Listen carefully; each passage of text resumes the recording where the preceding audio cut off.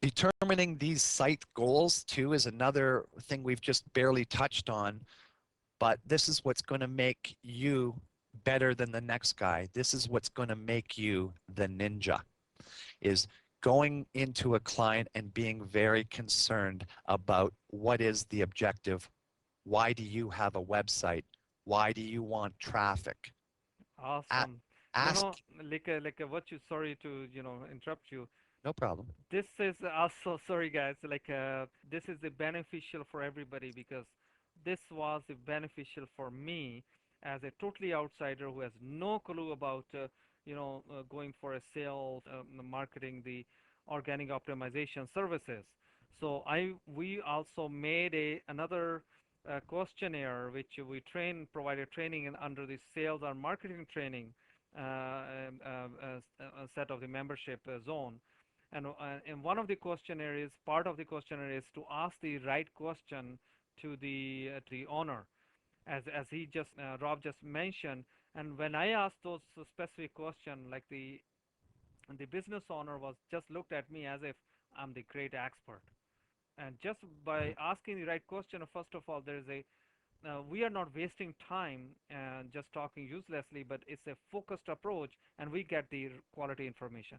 Yeah, exactly. And you know, you by you asking the questions that I just said really puts the person you're asking the questions to in a state of mind where they have to think. And it gives you a good chance to know who you're dealing with.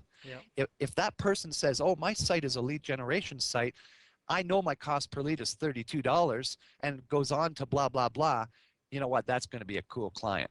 If your client, at, as soon as you ask these questions, you sense they're scratching their head and they can't really answer why they have a website, then you are now going to become a coach. Yeah, that's right. Because what you need to do in no uncertain terms to get real value, extreme value out of analytics Yeah. is get the client to commit to a site purpose.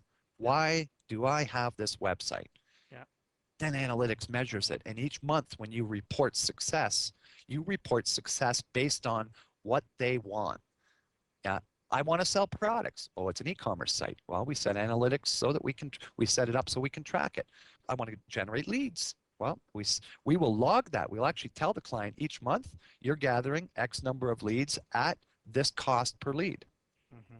So, and what's really good about it is when we set it up, it's not just set up. There's this thing called a goal funnel visualization.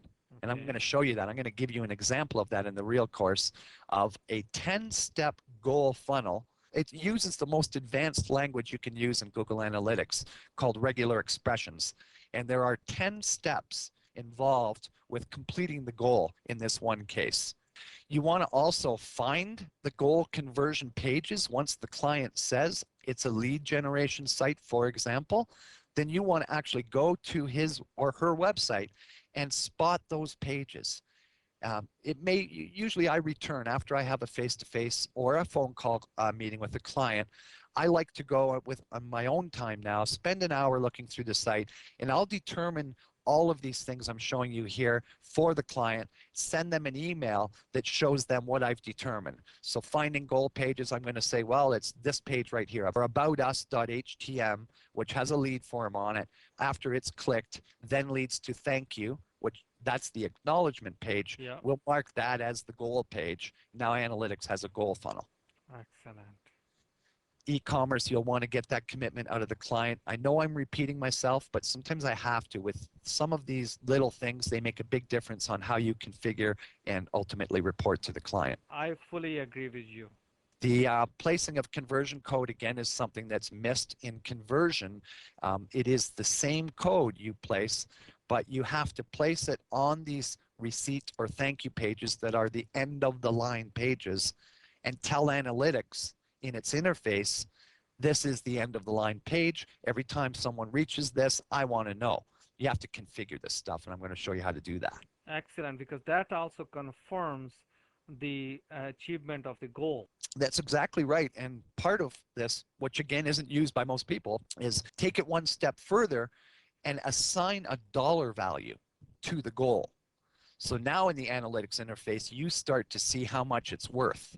Now, some people, I just tell them guess. Just if you can't give me a number for the lead, the cost of a lead, then let's put it at 50 bucks. So at least we're populating the interface with a dollar value, and all these other matrix then begin to have meaning because there's a dollar value associated to them.